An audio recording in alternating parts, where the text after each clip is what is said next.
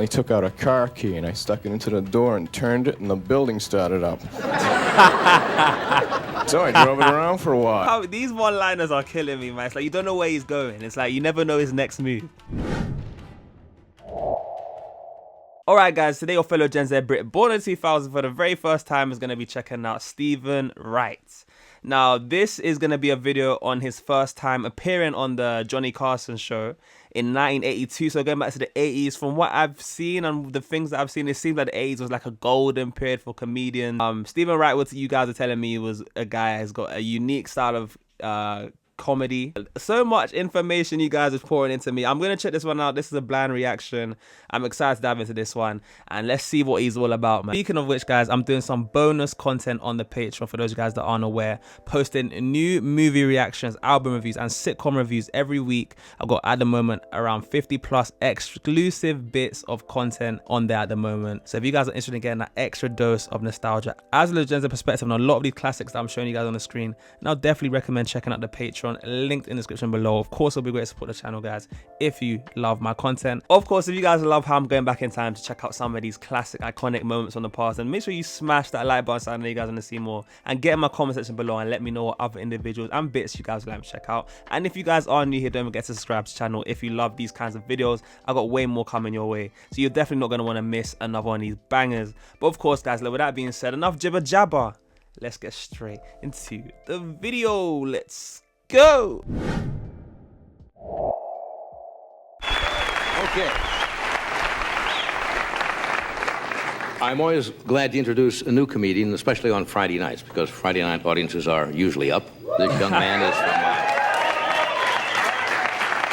man is from Boston. It's his first appearance on national television. Wow. And yeah, okay. I think you're going to find him a little different. Would you welcome Stephen Wright? This is a big moment. And apparently this moment like broke him into the main, like it was like a big moment for his own career in itself. This is his first time appearing on national TV. This is pressure. Thanks. wait, hold on. That was so like... I think you're going to find him a little different. Would you welcome Stephen Wright? What just happened there? Thanks.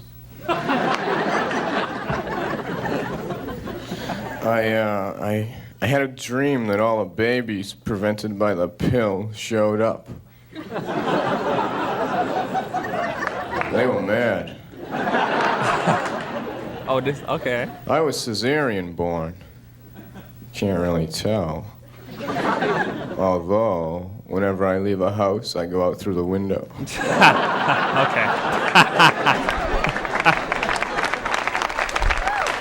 Oh, that makes sense. I called the wrong number today. I said, hello, is Joey there? And a woman answered. She said, yes, he is. I said, can I speak to him, please? She said, no, he can't talk right now. He's only 2 months old.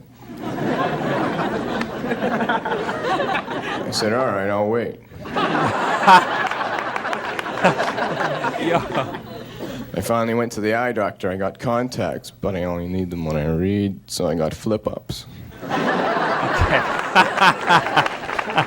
Keep them on my desk right next to my typewriter. Do you know, he seems like that's his style of comedy. I was at first thinking, what's going on here? Is he alright? Like, is he tired? But he seems to be like he's got like that deadpan humor. I've only came across one comedian as of recent that has a similar kind of deadpan humor, and I love it though. Look at his face. He's got like such a straight face when he's saying it as well. Okay, interesting. I'm adjusting. Keep them on my desk right next to my typewriter. I have the oldest typewriter in the entire world. Types in pencil.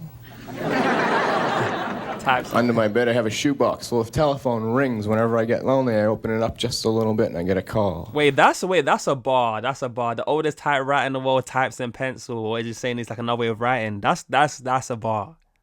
Keep them on my desk right next to my typewriter. I have the oldest... That's a good joke. Hold on, let me... Contacts, but I only need them when I read. He's got these one-liners, man.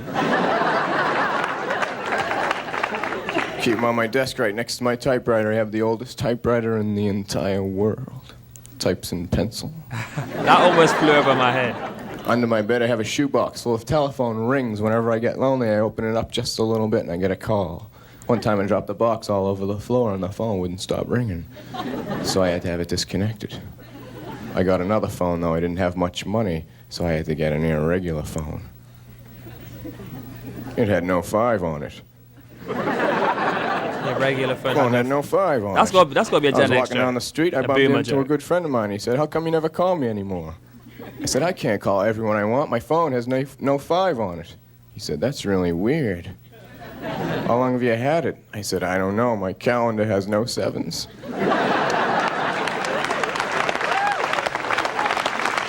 That one flew over my head, I'll be honest. I got up the You other guys let day me and know. everything in my apartment had been stolen and replaced with an exact replica. Okay. That's true. I couldn't believe it. I called my roommate and I said, "Come here, look at this stuff. It's all an exact replica. What do you think?" He said, "Do I know you?" Hey, friend, that's a good question to ask, though. His face is killing One me. time, right in the middle of a job interview, I took out a book and I started reading. The guy said, "What the hell are you doing?" I said, "Let me ask you one question. If you were in a vehicle and you were traveling at the speed of light, and then you turned your lights on, would they do anything?"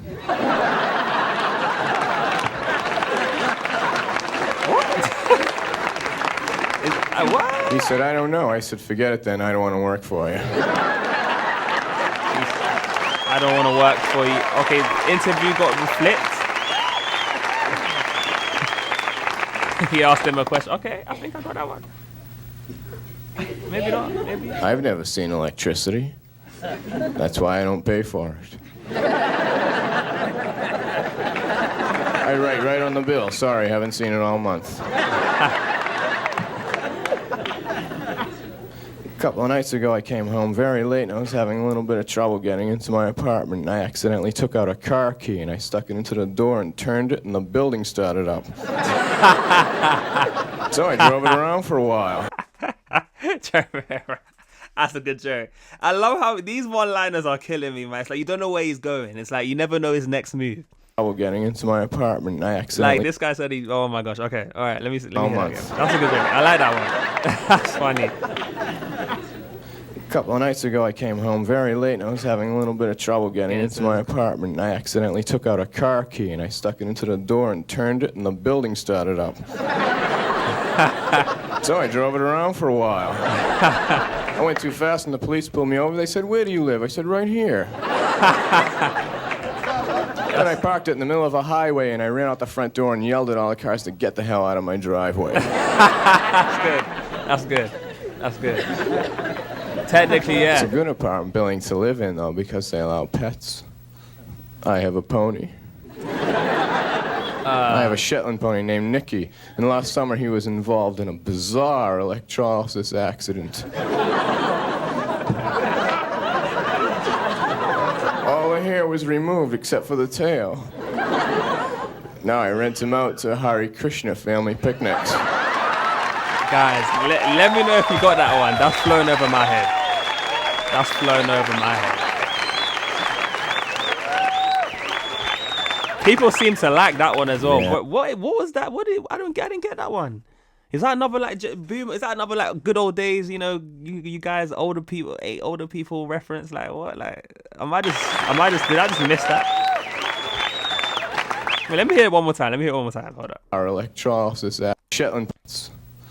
I have a pony. I have a Shetland pony named Nicky, and last summer he was involved in a bizarre electrolysis accident. All the hair was removed except for the tail. Now I rent him out to Hare Krishna family picnics. Hare Krishna, yeah. No clue.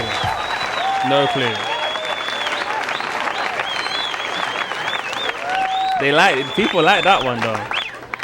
Yeah, it's a small world, but I wouldn't want to paint it. Is that that's gotta be a reference to something. One time I went to the drive-in in a cab. Movie cost me $95. To the drive-in in a cab. Is that a movie? I went to court for a parking ticket. I pleaded insanity. for Carson. I pleaded. About 4 years ago, no, it was yesterday.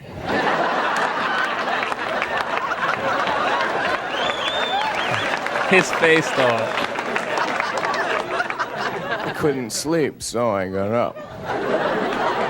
Then I got hungry, so I went down to the store that I know is open 24 hours. When I got down there was a guy outside locking it up. He said, "Sorry, we're closed." I said, "What do you mean you're closed? The sign says open 24 hours." Right. He said, "Not in a row." Not in a row is good. Not in a row is good. Wow. People like him. But where did he come from? Like, how does someone get on the Johnny Carson show? Like, if this is his first appearance on the show, he must have been like had to have quite a bit of steam coming up around him, like a little bit of traction coming his way for him to get like the noticed by the Johnny Carson show. I mean, was he like he's done like stand-up comedy before or something like that? At least this is his first appearance on TV, right? So this is an important breakthrough. I'm sure, yeah. He definitely seemed like he was like that. Good to see you, Stephen. I like his comedy, man. I like his one-liners. Wonderful. Did they just let you out for this evening? Yeah, I have an hour left. That's His eyebrow. that's way he wonderfully moves inventive stuff. Thanks. Really? Is this your first time on First national time television? On national television, yes. Yeah. How do you feel about it? What? He doesn't seem I'm to in care. shock. Did it go the way you thought it would go? Yeah, it's He's in shock. Yep. Not a lot of comedians don't come out of Boston. No, Interesting. there's a lot of good ones there, and they're with me right now in my head. Hey, he's still in character by the looks of it. Where do you work in Boston? I work at the Comedy Connection and Constant Comedy, which is in Cambridge, Massachusetts. Yeah. He's a comedian, right? And that's where Peter LaSalle saw me, who That's right. got me here. And Right, okay. That's his breakthrough. he saw me. He didn't say anything, but 3 weeks later the phone rang, and he said, "How'd you like to do the Tonight Show?" And I said, Wow. "I think you have the wrong number." Wow. Showing all the security that comedians have. Sure. Yes. And I talked to him for about 15 minutes, and then I hung up, and I called everyone I knew and my family, and no one was home. I sat back down. I was watching the cartoons, and But here we are. I just thought I was dreaming. Yeah. Well, I hope this won't be the last time. Okay. You'll be here. Thanks. Wow. I'm happy for him, man. Such a wholesome moment. So it seemed like he was a comedian that was already doing his stand-up stuff, and he broke through he got his breakthrough on the show, and the rest is history by the looks of it, man. Again, it definitely seems like this was a revolutionary moment from what you guys are saying. Like, I think he was one of the first comedians as well that came on with this style of humor, which is very new. Like, this deadpan, like, nonchalant energy that he's got. Like, and he didn't seem like he broke character even after when he's doing his little interview with Carson. But a very interesting comedian. He's got his one-line kind of snappy, kind of unpredictable jokes that kind of catch you off guard a little bit, which I like. And he also seems like someone that's quite likable. Like, he seems like he's got like a humble nature in his demeanor. Like, even this kind of, I feel like this kind of nonchalant, kind of, what's the word? Like, you know, he said he's shocked to be in this position. Like, he's he's really hyped, but he kind of almost has like this cynical vibe about him.